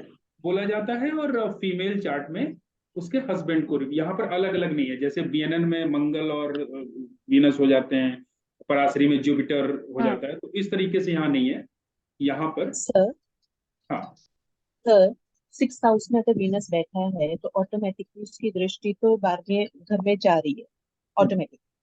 तो हम सिर्फ ये क्यों कहेंगे शुरू में कि वाइफ की हेल्थ डाउन रहेगी? हम दोनों चीजों को मिला के क्यों नहीं कहेंगे शुरू में? मेरे को इसे ये एग्जाम्पल का कॉन्टेक्स्ट थोड़ा सा समझाइए ना। देखिए भाई, जब कोई प्लैनेट किसी हाउस में बैठेगा तो सबसे पहले तो सबसे ज्यादा तो रिजल्ट उसी के देगा ना। राइट। तो पहले सिम्टम्स तो हमको उसको, उसके रिजल्ट तो उसको आएंगे ही आएंगे जिस हाउस में प्लैनेट बैठा है। सेहत खराब। ठीक है, लेकिन ठीक है। अब चूंकि 25% दृष्टि से वहां देख रहा है ना उसको, 12th तो हाउस को ट्वेंटी देख रहा फाइव है। परसेंट उसके भी रिजल्ट आएंगे ना। और क्योंकि यहाँ पे नीच का और वहां पे उच्च का है तो उस चीज को भी हमें हाँ, तो लेना उच्च है। के रिजल्ट आएंगे ना 25%, क्योंकि वहां पर राइट। जब दृष्टि डालेगा तो अपने उच्च के घर में दृष्टि डाल रहा है ना। तो तो ये उसकी चीज, उस सर जब वीनस 6 में बैठा है और 12th हाउस को देख रहा है, 25% की एनर्जी वो उधर दे रहा है क्या, हाँ बिल्कुल दे रहा इन है, 12th हाउस? बिल्कुल। ओके। अब जैसे मान लीजिए यहाँ पर तो कोई बिकॉज प्लैनेट वो बैठ जाए। वहां पे एनर्जी दे रहा है और उसकी एनर्जी वहां जा रही है, तो फिर वहां से जो चीज है वो निकल कर आ रही है। हाँ, अब जैसे मान लीजिए वहां पर कोई प्लैनेट बैठ जाए, जैसे मार्स बैठ जाए। ठीक है, ठीक है। अब क्या होगा, अब जब वीनस वहां पर दृष्टि डालेगा तो फिर वो वहां पर बैठे हुए प्लैनेट के ऊपर दृष्टि डालेगा। इस कंडीशन में अगर क्या 12th होगा, हाउस में मार्स बैठ गया। हाँ इस कंडीशन में क्या होगा, इस कंडीशन में ये होगा कि इसको वीनस 6 हाउस के तो रिजल्ट आएंगे ही आएंगे, वही जो रिजल्ट अभी मैंने बताए थे। लेकिन जब वो दृष्टि जब मार्स के ऊपर डालेगा, 12th हाउस में बैठे हुए मार्स के ऊपर, तब जो उसके रिजल्ट हैं, मार्स क्या हुआ, मार्स भाई हुआ। तो वो ये जो रिजल्ट हैं, जो मैंने रिजल्ट आपको ब्लड बेड प्लेजर और ये सैया सुख वाले बताए थे, ये उसके भाई को मिलेंगे, ना कि इसको मिलेंगे। हाँ। सो प्लैनेट्स ऐसे रोल प्ले करेंगे, सारा गेम चेंज हो गया। सारा गेम चेंज हो गया, क्योंकि जब प्लैनेट टू प्लैनेट दृष्टि तो पड़ेगी तो मैंने क्या बताया, वो संबंध ऐसा होगा जैसे दूध में चीनी घुल जाती है, ये अंतर आ जाएगा तो प्लैनेट के बैठे कुछ होने में। बैड रिजल्ट नहीं देगा। बैड रिजल्ट भी अगर होंगे, जैसे हॉस्पिटलाइज होना है या जेल वगैरह के चक्कर, वो भी फिर भाई को ही झेलना पड़ेगा बिल्कुल। अगर 12th हाउस नहीं नहीं नहीं नहीं जितने भी नहीं, उसके कारक तत्व हैं। नहीं। देखिए मार्स को तो उसके भाई को तो अच्छे रिजल्ट मिलेंगे, क्यों, क्योंकि शुक्र वहां पर जो दृष्टि दे रहा है ना, वो वो उच्च के उच्च घर में दे। अपने दे रहा है ना, तो उसके भाई को तो तो बहुत अच्छे रिजल्ट अच्छे मिलेंगे। रिजल्ट आएंगे बिकॉज बहुत उच्च अच्छे है। रिजल्ट मिलेंगे। अब जैसे मान लीजिए ये चीज उल्टी हो जाती, जैसे मान लीजिए मार्स हो जाता यहाँ पर 6 हाउस में, मार्स हो जाता 6 हाउस में और वीनस हो जाता 12th हाउस में, तब भी यही रिजल्ट ठीक है। आते जो शुक्र यहाँ पर बैठ के मार्स को देख रहा है। चेंज हो जाएगा। नहीं, अगर हम उसके भाई की बात करेंगे, ठीक है, तो हाँ। भाई के लिए हम ये कह सकते हैं ना कि उसके अंदर वो वीनस प्रधान होगा उसका भाई, है ना अगर वो। 6th हाउस में मार्स हो और 12th हाउस में वीनस हो। हाँ, तो मार्स की दृष्टि जाएगी ना वीनस पे, जी। है ना। और जी। और ये भी कह सकते हैं कि जो एनर्जी होगी और जो भी कॉन्फ्लिक्ट्स होंगे, जो लड़ाई झगड़े होंगे, वो वाइफ से होंगे, क्योंकि तो वीनस पे सर अब मार्स तो की दृष्टि वीनस जा रही है। 12th हाउस में बैठ के उच्च का हो गया। हाँ, वीनस 12th हाउस में बैठकर उच्च का हो गया, तो वो जी। क्या बोलते हैं उसकी वाइफ को, वीनस जब भी 12th हाउस में होता है, तो होता क्या है कि जिस व्यक्ति का अगर चार्ट है तो उसके लिए तो बहुत अच्छा हो जाता है, क्योंकि उसके जितने भी निगेटिविटी हैं वो उसकी वाइफ के ऊपर पूरी चली जाती है। जो भी उसके अंदर बैड रिजल्ट उसको मिलने वाले होते हैं वो सबसे पहले उसकी वाइफ फेस करती है। तो उसकी वाइफ को प्रॉब्लम रहती है, वो सेहत कभी खराब रहती है, तो इस तरह की प्रॉब्लम उसकी वाइफ को रहती है, लेकिन उसके ऊपर इसका असर नहीं आता है। ठीक है, तो मार्स अगर जो है वहां पे अपनी एनर्जी डालेगा वीनस के ऊपर, तो फिर उसकी वाइफ को गुस्सा वगैरह आ सकता है, वाइफ से कॉन्फ्लिक्ट्स वगैरह भी हो सकते हैं, या वाइफ के अंदर बहुत ज्यादा एनर्जी होगी। ठीक है, दृष्टि संबंध जब बनेगा तो इस तरीके से बनेगा, प्लैनेट टू प्लैनेट रिजल्ट अलग आ जाएंगे, और अगर घर के ऊपर दृष्टि डाल रहा है तो रिजल्ट अलग रहेंगे। तो सर 6th हाउस में वीनस जब नीच का था तो वाइफ की हेल्थ डाउन थी, अब 6th हाउस में मार्स है तो भाई की सेहत डाउन होगी। नहीं नहीं, भाई की सेहत डाउन हो सकती है, बिल्कुल हो सकती है भाई की सेहत डाउन। और मार्स यहाँ पर बैठ के और भी रिजल्ट, भाई के ही नहीं और भी रिजल्ट दे सकता है। जैसे मार्स अगर यहाँ पर होगा तो व्यक्ति जो है ना अपने शत्रुओं के ऊपर पूरी तरीके से आग आग बन के Okay. बरसेगा, है ना। पूरी उसके लड़ाई झगड़े भी बहुत होंगे और अपने शत्रुओं पे उसका कंट्रोल भी होगा पूरी तरीके से, क्योंकि मार्स एनर्जी का कारक है। Right. ठीक है। और अगर मान लीजिए यहाँ पर मार्स निगेटिव हो रहा है, किसी खराब ग्रह की दृष्टि पड़ रही है ना, तो फिर यहाँ पर खराब रिजल्ट आएंगे। किसको खराब रिजल्ट आएंगे? ये जो 6th हाउस होता है ये मामा का घर भी होता है, उसके मामा की स्थिति खराब हो सकती है, उसके जो भांजे वगैरह हैं उसकी स्थिति खराब हो सकती है, उसकी बेटी की स्थिति खराब हो सकती है, क्योंकि 6th हाउस से बहन हुआ बेटी भी देखा जाता है, क्योंकि ये बुध का घर जी। है ना। अभी जब हम अभी प्लैनेट के कारक तत्व पढ़ेंगे ना तो उसमें आपको कनेक्ट कर ले जाओगे किस किस प्लैनेट से क्या क्या देखते हैं लाल किताब में। ठीक है सर। ठीक है। अब यहाँ पर ये जो हमने दृष्टि पढ़ी, कुछ दृष्टियां और होती हैं, उसको और समझ लेते हैं। जो भी प्लैनेट ट्राइन में बैठे हैं, जैसे पहले घर में बैठा हुआ प्लैनेट 5वें घर में बैठे हुए प्लैनेट की हमेशा मदद करेगा।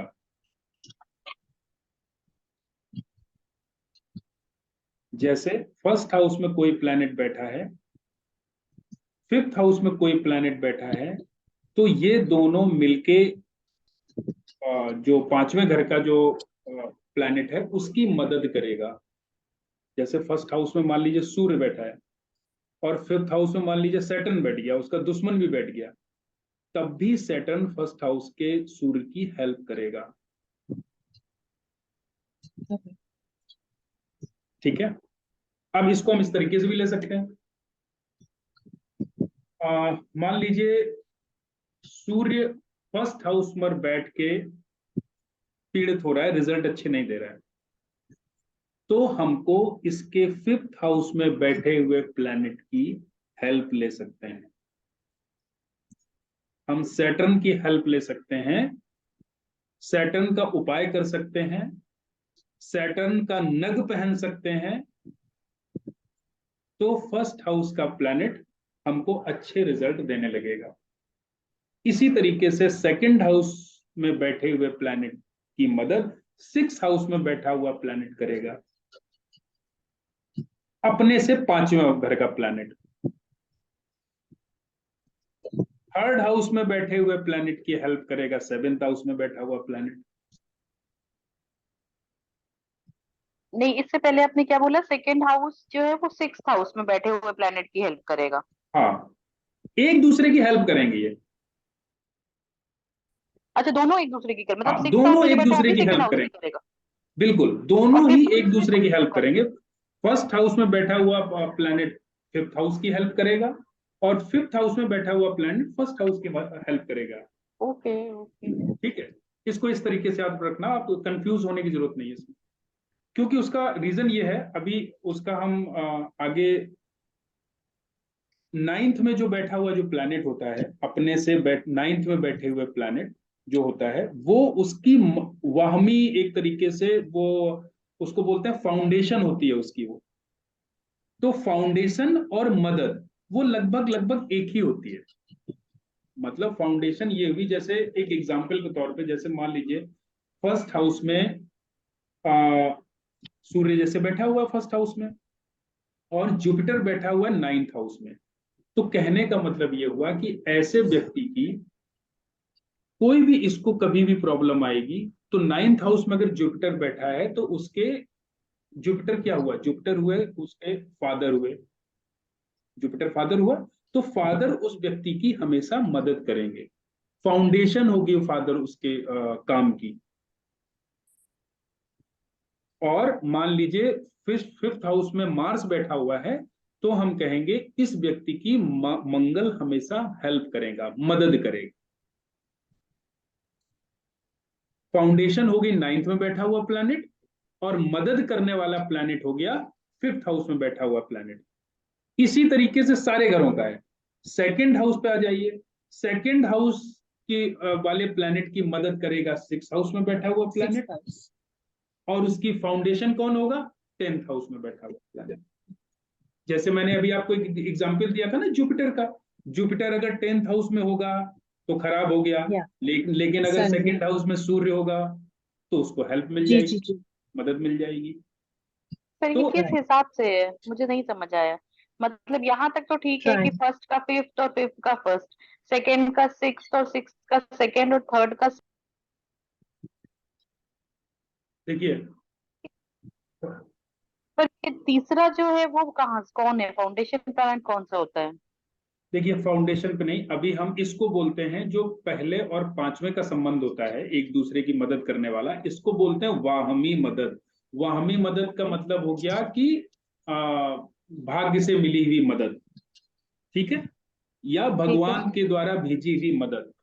तो फर्स्ट हाउस में बैठे हुए प्लैनेट की जो मदद होगी वो 5th हाउस में बैठा हुआ प्लैनेट करेगा। सेकंड हाउस में बैठे हुए प्लैनेट की मदद 6th हाउस में बैठा हुआ प्लैनेट करेगा।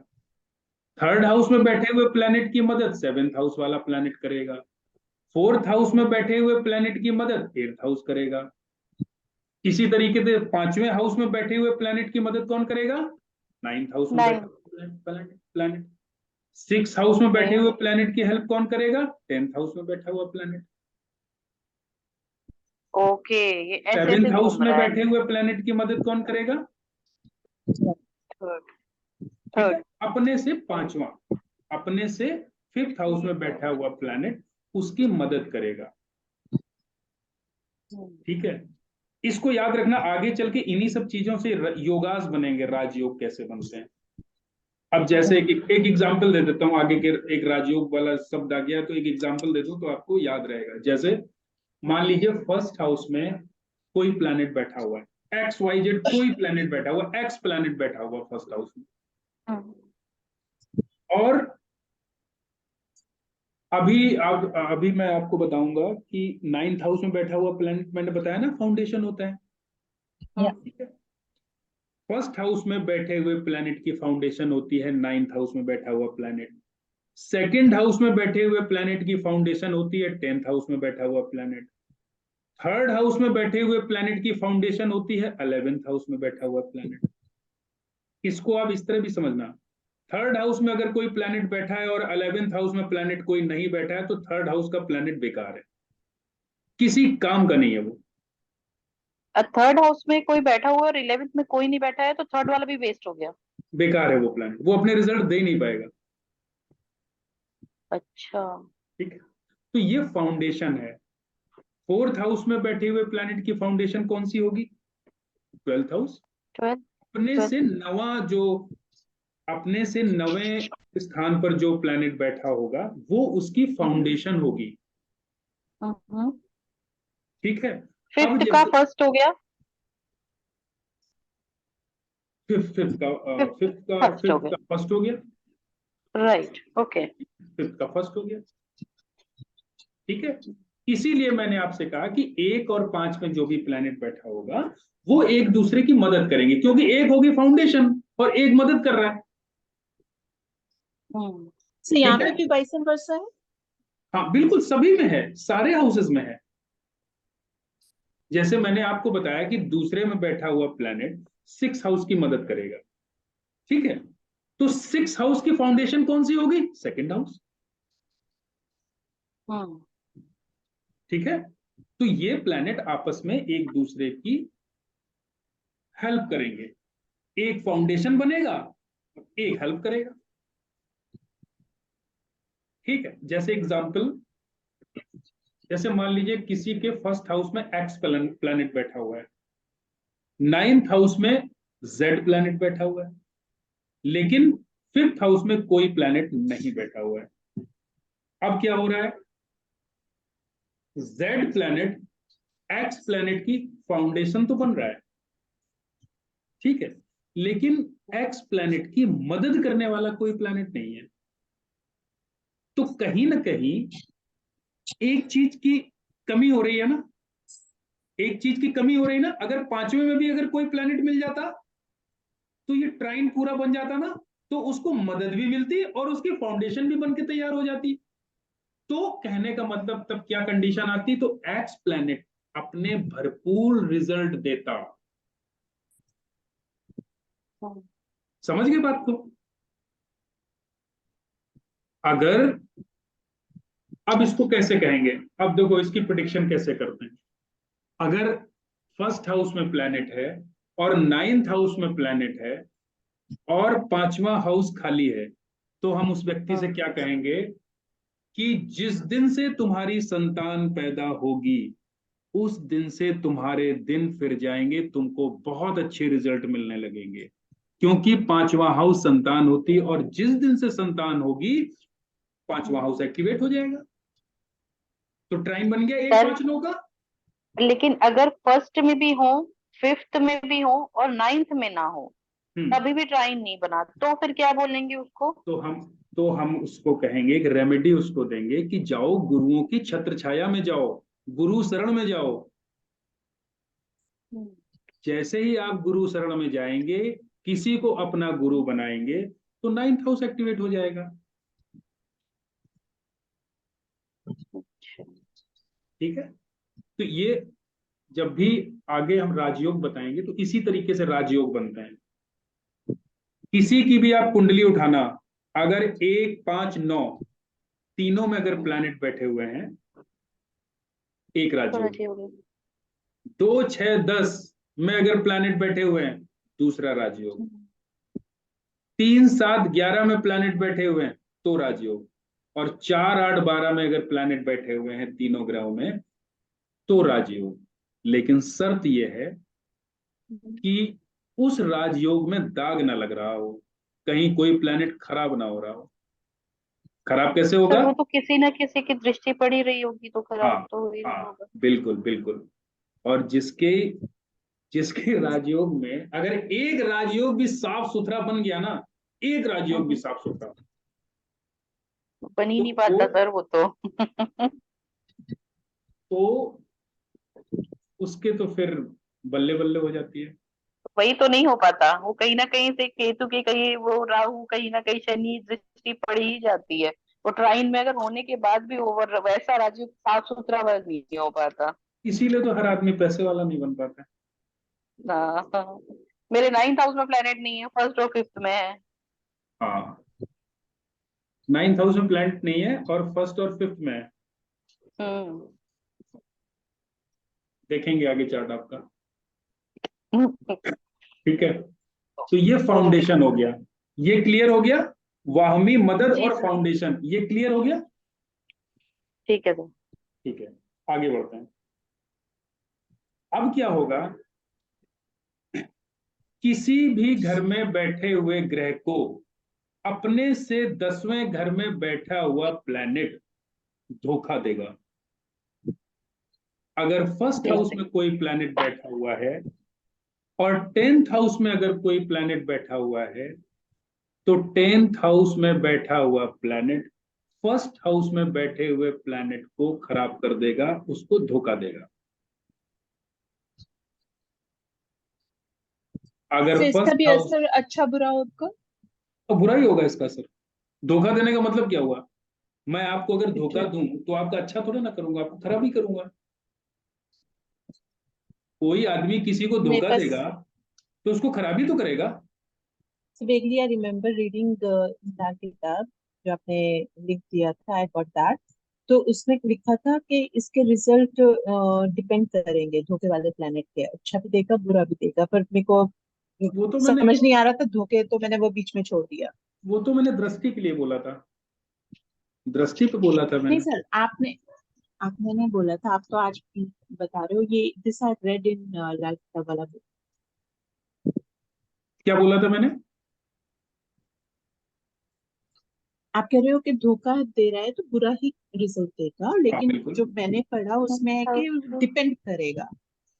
नहीं नहीं, अब ये डिपेंड ये कर देखो, उसके जो नियत है उस 10th हाउस में बैठे हुए प्लैनेट की, जो फर्स्ट हाउस के लिए जो उसकी नियत है, वो रहेगी धोखा देने की। हाँ, ये मैच करेगा, मान लीजिए अगर उसका फ्रेंड है तो धोखा तो उसको देगा, लेकिन बहुत ज्यादा उसको खराब नहीं करेगा, लेकिन वो धोखा जरूर देगा उसको। सर फर्स्ट में सन है और 10th में अगर सैटर्न है तो हम्म कौन किसको खराब करेगा? तो वो सूर्य की बैंड बजा देगा। अच्छा 10th वाला जो है वो फर्स्ट को धोखा देगा। बिल्कुल बिल्कुल, फर्स्ट वाला 10th को ओ धोखा नहीं देगा, 10th में बैठा हुआ प्लैनेट फर्स्ट हाउस को धोखा ओके देगा। ओके, मैंने उल्टा लिखा यहाँ पे। ओके ठीक है। 10th सेकंड हाउस जो क्या बोलते हैं, सेकंड हाउस में बैठे हुए प्लैनेट को धोखा कौन देगा? 11th हाउस में बैठा हुआ प्लैनेट। 11। और सर जो हाउसेस खाली हैं वहाँ पे वहां पे कोई असर नहीं अप्लाई जाएगा। नहीं होगा। हाँ, वहां पे कोई कोई असर नहीं जाएगा उसका। हाँ। तो होता क्या है, अब इसको जब हम आगे पढ़ेंगे तो जब भी हम ऐसा कोई प्लैनेट पाएंगे अपने से 10th में बैठा हुआ प्लैनेट जहां पे भी हमको मिलेगा, तो वो हमको खराब रिजल्ट दे रहा होगा, तो उसका हमको दान करना होता है, उसको हमको मंदिर में देना होता है, उस प्लैनेट को हमको जल प्रवाह करना होता है। जो धोखा दे रहा है या जो धोखा खा रहा है सर, किसका? तो जो धोखा दे रहा है, अब ये हमको देखना पड़ेगा कि मान लीजिए आपने सैटर्न का उदाहरण लिया, ठीक। हम्म अब हम्म इस कंडीशन में मान लीजिए सूर्य फर्स्ट हाउस में है और सैटर्न 10th 10th हाउस में। में है। 10th दोनों की हाउस। पोजीशन बहुत मजबूत है। सूर्य भी फर्स्ट हाउस में बहुत अच्छे रिजल्ट दे रहा है हम्म और सैटर्न भी रिजल्ट बहुत अच्छे दे रहा है। हम्म अब हमको ये देखना पड़ेगा कि हमारी अगर सेहत खराब हो रही हो, हम्म ठीक है, तो हमको सैटर्न को हटाना मजबूरी हो जाएगी, भले ही वहां पर वो बैठ के काम धंधे को बहुत अच्छा कर रहा है, हमारी मजबूरी हो जाएगी उसको हटाना। ठीक है, ये सिम्टम वाइज हमको देखने होंगे कि हमको हम्म। सिम्टम्स किस तरीके से आ रहे हैं। और जैसे उस बंदे का कामकाज भी अच्छा चल रहा है, तबीयत भी ठीक ठाक है, कोई परेशानी नहीं है तो? ऐसा हो ही नहीं सकता। अच्छा कुछ ना कुछ होगा ही। बिल्कुल होगा। ओके। सूर्य किसी न किसी रूप से जरूर इफेक्ट हो रहा होगा। सूर्य नहीं, एक एक और बता दूं, कुंडली में सैटर्न जब भी 10th हाउस में आएगा, फर्स्ट हाउस में बैठे हुए प्लैनेट, कोई भी फर्स्ट हाउस में प्लैनेट बैठा होगा वो खराब हो जाएगा। वो हर किसी को धोखा देगा ना भाई, सिर्फ सूर्य ही नहीं, किसी को भी धोखा देगा वो। बुद्ध भी है तो कोई बुद्ध को भी, भी देगा। बिल्कुल देगा, कोई भी हो। अगर बुध मान लीजिए वहां पर बैठा होगा ना, तो आपकी बहन की स्थिति बहुत खराब होगी, आपके अंदर बिजनेस करने का दिमाग नहीं होगा, आप फालतू की चीजों को लेके सोचते रहेंगे। तो इसमें तो सर सैटर्न का फिर करना ही चाहिए ना दान, जब ये खराब कर ही रहा है तो। नहीं, तो सैटर्न अगर 10th हाउस में होगा तो सैटर्न का तो काम करना ही चाहिए, वैसे भी करना वही चाहिए। वही मैं बोल रही हूँ कि मतलब वो तो मतलब ये तो यूनिवर्सल है ना कि वो वहां पे बैठा है तो खराब करेगा ही करेगा। हाँ बिल्कुल। तो तो सन उसको, को बचाने के लिए और बुद्ध को बचाने के लिए हमें सैटर्न का दान करना पड़ेगा। हाँ बिल्कुल कर सकते हैं, लेकिन ओके आप ओके। सैटर्न का काम करोगे, लेकिन फिर भी जो है ना कहीं वो सेहत में गड़बड़ करेगा, क्योंकि सूर्य को अच्छा तो वो अपने, जो उसका काम है उसको तो वो छोड़ेगा नहीं ना, वो तो करेगा ही करेगा। ठीक है। अच्छा। तो ठीक है। इस तरीके से सारे उसका निकाल लेंगे, सारे हाउसेस से अपने से 10th का। ठीक है, ये क्लियर है। ठीक है। ठीक है सर। अब जो है, एक चीज हमेशा और याद रखेंगे, जो अगल बगल प्लैनेट बैठे हुए हैं, जैसे फर्स्ट हाउस में कोई प्लैनेट बैठा हुआ है और सेकंड हाउस में कोई प्लैनेट बैठा हुआ है, अगर ये आपस में दोस्त हैं, मित्र हैं, तब तो कोई बात नहीं है, तब तो ठीक है। लेकिन अगर यहां पर आपस में शत्रु ग्रह बैठे हुए हैं तो एक दूसरे को खराब कर देंगे। मतलब एक एक घर में जैसे दो द्वादश वाला जो होता है, फर्स्ट जब फर्स्ट और सेकंड हाउस में अगर कोई बैठे हुए हैं तो फर्स्ट और सेकंड हाउस में, सेकंड हाउस या थर्ड सेकंड हाउस या में, थर्ड हाउस थर्ड में, हाउस या थर्ड या फोर्थ हाउस, फोर्थ। किसी, इसको बोलते हैं ज्वाइंट वॉल, दो घरों के बीच में जो एक लाइन होती है ना, जो हम्म आपस में ज्वाइंट वॉल होती है, हम्म उसमें बैठे हुए प्लैनेट ये अपने स्वभाव के ऊपर डिसाइड करेंगे। अगर ये आपस में दोस्त हैं तब कोई प्रॉब्लम नहीं है, तब वो दोस्ती निभाएंगे, एक दूसरे की मदद करेंगे। लेकिन अगर ये आपस में शत्रु ग्रह हैं तो फिर एक दूसरे को ये खराब करेंगे। ओके, ठीक है, ये किसी भी हाउस में एप्लीकेबल होगा, ये जॉइंट वॉल बोलते हैं इसको। ठीक है, किसी भी घर में 1 से लेके 12 तक। अगला बहुत ही इंपॉर्टेंट चीज, ग्रहों की आपसी टक्कर पड़ती है 8वें घर को। पहले घर में बैठा हुआ प्लैनेट 8th हाउस को टक्कर मारेगा और उसके फलों को बुरी तरीके से खराब कर देगा। 8वें घर में बैठे हुए प्लैनेट को फर्स्ट हाउस मारेगा टक्कर 8th हाउस के प्लैनेट। हाँ, तो 8th हाउस में जो भी प्लैनेट बैठा होगा उसके रिजल्ट खराब हो जाएंगे। सेकंड हाउस में बैठा हुआ प्लैनेट टक्कर मारेगा 9th हाउस को। 9th हाउस में जो भी प्लैनेट बैठा होगा उसके रिजल्ट खराब हो जाएंगे। थर्ड हाउस में बैठा हुआ प्लैनेट टक्कर मारेगा 10th हाउस को। 10th हाउस में जो भी प्लैनेट बैठा होगा उसके रिजल्ट खराब हो जाएंगे और उस हाउस के रिजल्ट खराब हो जाएंगे, दोनों के खराब होंगे। सर सॉरी, एक सेकेंड, आपने बोला फर्स्ट से 8, सेकंड से 9, थर्ड से 10, और आपने क्या बोला, दोनों के रिजल्ट खराब होंगे? नहीं, हाउस के भी रिजल्ट खराब हो जाएंगे। अच्छा, अगर वहां कोई प्लैनेट नहीं होगा तो हाउस के रिजल्ट खराब हो जाएंगे? नहीं, प्लैनेट होना चाहिए। अच्छा, प्लैनेट होना चाहिए, प्लैनेट नहीं है तो कुछ नहीं है, टक्कर नहीं मानी जाएगी। तब फिर कुछ नहीं होगा।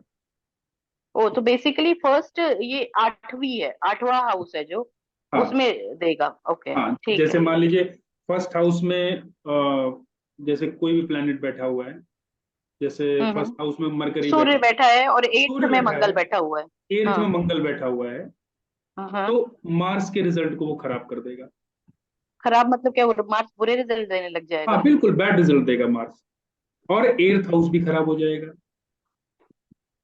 ओके। तो होता क्या है, जब भी फर्स्ट हाउस में कोई प्लैनेट होता है, एक जब हाउस आपको पढ़ाएंगे तब उसमें इनको कनेक्ट कैसे किया जाता है। फर्स्ट हाउस की जो आंखें होती हैं वो होता है 8th हाउस, मतलब, और जो 7th हाउस होता है वो सलाह देता है। जिसके भी फर्स्ट और 7th और 8th हाउस में प्लैनेट होते हैं तो उसका जो उसको सलाह देने वाले भी अच्छे होते हैं, और उस सलाह से जो वो सोचता है, किसी चीज को जो वो सोचता है वो 8th हाउस से सोचता है, 8th हाउस में बैठे हुए प्लैनेट के से सोचता है। अब अगर 8th हाउस में कोई खराब प्लैनेट होगा, उसका शत्रु प्लैनेट होगा, तब उससे वो मैच ही नहीं कर पाएगा।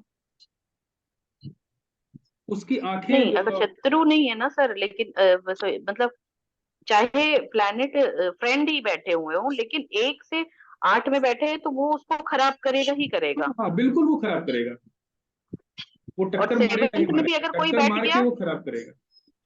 तो थोड़ा, 7th में बैठ गया तो थोड़ा बेटर हो जाएगा, मतलब उतना खराब रिजल्ट नहीं देगा। अगर 7th में बैठ गया तो 7th में बैठते ही उसको फर्स्ट हाउस को सलाह मिलती है 7th हाउस से, और जब 7th हाउस से उसको सलाह मिलती है तो उसकी आंखें बन जाती हैं 8th हाउस, और 8th हाउस आंखें बन जाती हैं, और 11th हाउस में बैठा हुआ प्लैनेट उसके पैर बन जाते हैं। मतलब सोचता और वो देखता है 8वें घर में बैठे हुए प्लैनेट से, और उस पे जो इंप्लीमेंट करता है उसको, उस काम को जब वो क्रियान्वित करता है वो 11th हाउस में बैठे हुए प्लैनेट से करता है। अब ये इसलिए अभी जब फर्स्ट हाउस और सेकंड हाउस जब हाउसेस के बारे में पढ़ेंगे ना, तब हम उसके बारे में डिटेल में पढ़ेंगे और एग्जाम्पल के साथ में आपको बताऊंगा मैं। ठीक है, उस पे अभी नहीं जाते हैं, नहीं तो आप यहाँ पे कंफ्यूज हो जाएंगे। ठीक है, तो टक्कर वाला प्रोसेस आप समझ गए। 7th हाउस में जो भी प्लैनेट बैठा होगा वो 2nd हाउस में बैठे हुए प्लैनेट को खराब कर देगा। 7th हाउस में मान लीजिए केतु बैठा है, 2nd हाउस में चंद्रमा बैठा है, केतु चंद्रमा को टक्कर मार के खराब कर देगा। माँ की स्थिति खराब होगी, पैसे की स्थिति खराब हो गई, सुख शांति खराब हो गई, प्रॉपर्टी की स्थिति खराब हो गई, पढ़ाई की स्थिति तो खराब हो गई। इसका क्या उपाय है, क्या उपाय क्या होगा फिर हाँ, इसका? उपाय करेंगे। उपाय ये करेंगे कि एर्थ हाउस में जो प्लेनेट बैठा होगा, या फिर हम्म। उसको हमको हटाना पड़ेगा, या जो जिस हाउस से बैठ के जो टक्कर मार रहा होगा उस हाउस में बैठे हुए प्लेनेट को हटाना पड़ेगा। अब ये हमें देखना तो पड़ेगा एट कि किस हाउस में कौन सा कि प्लेनेट कौन, चाहिए। नहीं नहीं, अगर एट हाउस वाले को हमें हटाना है तो क्या एट हाउस वाले का दान देंगे? हम दान भी दे सकते हैं, हम जल प्रवाह भी कर सकते हैं, हम मंदिर में भी दे सकते हैं। हम उसको कहीं अगर बहुत बुरी तरीके से खराब कर रहा है, वो बहुत खराब रिजल्ट दे रहा है, तो हम उसको एकांत में कहीं जाके 1 फीट गड्ढा खोद के उसकी चीजों को दबाते भी हैं। अच्छा, तो ये उसको रेमेडीज नष्ट हम बाद करना में जिसको पढ़ेंगे। बोलते हैं, उसको खत्म कर देना। Okay okay. ठीक है। तो ये कुंडली में अभी हम एक तरीके से मोती बना रहे हैं। जब कुंडली हम पढ़ेंगे तो आपस में जोड़ेंगे। अब मान लीजिए, जैसे यहाँ पर बहुत सारी चीजें देखनी होती है। कैसे देखनी होंगी? जैसे मान लीजिए 7th हाउस में केतु बैठा है, ठीक है, और 2nd हाउस में चंद्रमा बैठा है। तो आप कहोगे 2nd हाउस में चंद्रमा उच्च का है, तो हम केतु को हटा दें। ये कहोगे आप, कोई भी यही कहेगा। लेकिन मान लीजिए बिल्कुल। अगर जो है 3rd हाउस में कोई प्लेनेट बैठा हो, 7th हाउस में केतु बैठा हो, 11th हाउस में कोई प्लेनेट बैठा हो, तो 3 7 11 का तो ये राजयोग बन रहा है ना। और मान लीजिए हाँ, केतु को हटा दिया, तो एक तरफ तो हमने माँ को बचा लिया और हम गए काम से। तो ये भी तो देखना पड़ेगा। तो ऐसे बहुत तो सारी मून को हटाएंगे, हम्म तो मून को हटाएंगे। हाँ, ये तब सिचुएशन वाइज हम मून को हटाएंगे। ओके। तो जिसकी हमको नीड है, या जो कुंडली में हमको लग रहा है कि इसको हटाना चाहिए, सिम्टम समझ के, उस समय की सिचुएशन को देख के उसके उपाय करेंगे। हम्म, ठीक है। ठीक है सर। तो ये जो है ये टक्कर वाला कॉन्सेप्ट समझ में आ गया। अब क्या होता है, जो 1 से 6 घरों के बाद जो प्लैनेट बैठे होते हैं, जैसे खाना नंबर 1 से 6 घर को बोलते हैं पहले के घर, और खाना नंबर 7 से 12 को बोलते हैं बाद के घर। तो जितने बाद के घरों में प्लैनेट बैठे होंगे, हाँ। वो जो दृष्टि रहेगी, वो रहेगी पराशरी वाली दृष्टि। अगर ओ माय बृहस्पति गॉड, फिर से 7th हाउस बताना। में बैठा हुआ है, तो वो अपने से 5वें, 7वें और 8वें घर को देखेगा। सॉरी, 9वें घर को। 5 7 9 होती है ना बृहस्पति की दृष्टि। 5 7 9। यस। अगर सैटर्न 8th हाउस में बैठा हुआ है, तो वो 3 7 10। 3 7 10। ओके। मार्स अगर 9th हाउस में बैठा हुआ है, तो 4 7 8। 4 7 8। 8। सूर्य अगर बाद बैठा हुआ तो 7, चंद्रमा 7, शुक्र 7th दृष्टि।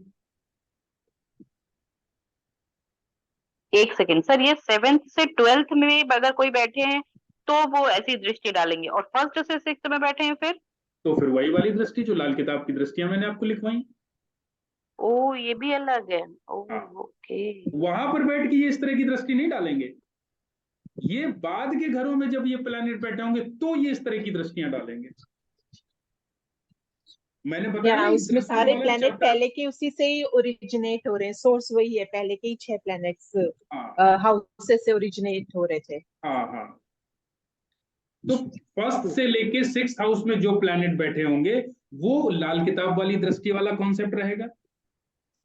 और एक्सेप्ट 8th हाउस। जो 7th हाउस में से 12th हाउस में जो भी प्लैनेट बैठे होंगे, वो जो पराशरी में जो दृष्टियां होती हैं, वो कॉन्सेप्ट लगेगा। वो फॉलो करेंगे। एक्सेप्शन जो है यहाँ पे 8th हाउस है। जो हाँ, दृष्टियां हैं राइट राइट, 100%, सिर्फ एक्सेप्शन यहाँ 8th हाउस है। वो 8th हाउस है, राइट, वो 8th हाउस है। ठीक है सर, गॉट इट। लेकिन एक चीज याद रखना, 8th हाउस में बैठा, मान लीजिए सैटर्न बैठा है 8th हाउस में, ठीक है, तो एक तो वो उल्टी दृष्टि से 2nd हाउस को देख रहा है, लेकिन अब वो और तीसरी अपनी दृष्टि भी डालेगा। तीसरी और वो तीसरी 7वीं दृष्टि और भी डालेगा 10वीं भी और डाल 10वीं रहा है। दृष्टि भी डालेगा। ओ, अब 5वीं भी इसीलिए। डालेगा। मैंने नहीं, ये सैटर्न देखा है कि पांचवी दृष्टि 10 नहीं डालता है, 3 7 10 डालता पांचवी है। नहीं है उसकी, सर 8वें 3 7 हाउस से 10 है। दृष्टि डालेगा ना 12th हाउस पे। 8वें हाउस से 12th हाउस पे 25% की दृष्टि भी तो डलेगी। हाँ, नहीं नहीं नहीं, हाँ बिल्कुल, राइट राइट, करेक्ट, दोनों हो गया ना सर। बिल्कुल बिल्कुल बिल्कुल 3 3 2 5 5 दृष्टियां हो बिल्कुल गई बिल्कुल बिल्कुल Saturn की, बिल्कुल बिल्कुल। जो भी 8th हाउस में बैठेगा। हाँ, तो 8th हाउस में सोचो बैठा हुआ प्लैनेट कितना खतरनाक हो गया, अगर मान लीजिए सैटर्न बैठा है तो, और अगर मार्स भी बैठा है तब भी खतरनाक हो गया, उसकी कितनी सारी दृष्टियां होगी। वही वही 3 5 हो गई ना। 3 2 5 अगर मान जुपिटर का भी लीजिए यही एट्थ होगा। हाउस में 4 प्लैनेट बैठ जाएं क्या होगा। बेचारा सर अमिताभ मर जाएगा बच्चन वो। के हैं, अमिताभ बच्चन के हैं और उसके ओशो के भी हैं। 8th हाउस में अगर कोई सिंगल प्लैनेट बैठा है तब तो ठीक है, अच्छा है, अच्छा माना जाता है। लेकिन अगर हाँ। सैटर्न 8th हाउस में बैठा है और सैटर्न के साथ में चाहे जितने प्लैनेट बैठे होंगे, उसके जन्म लेने से पहले उतने ही रिश्तेदार मरे होंगे। ओ कभी माय भी गॉड। पूछ लेना उससे, किसी से, जिसका भी चार्ट आप उठा के देखो, अगर सैटर्न अकेला बैठा हुआ 8th हाउस में कोई प्रॉब्लम नहीं, अगर सैटर्न के साथ में मार्स बैठा है तो एक रिश्तेदार मरा होगा, एक और बैठा है तो 2 मरे होंगे, एक और बैठा है तो और मरे होंगे। जितने सैटर्न के साथ में बैठे होंगे, उसके पैदा होने से पहले उतने ही रिश्तेदार मरे होंगे।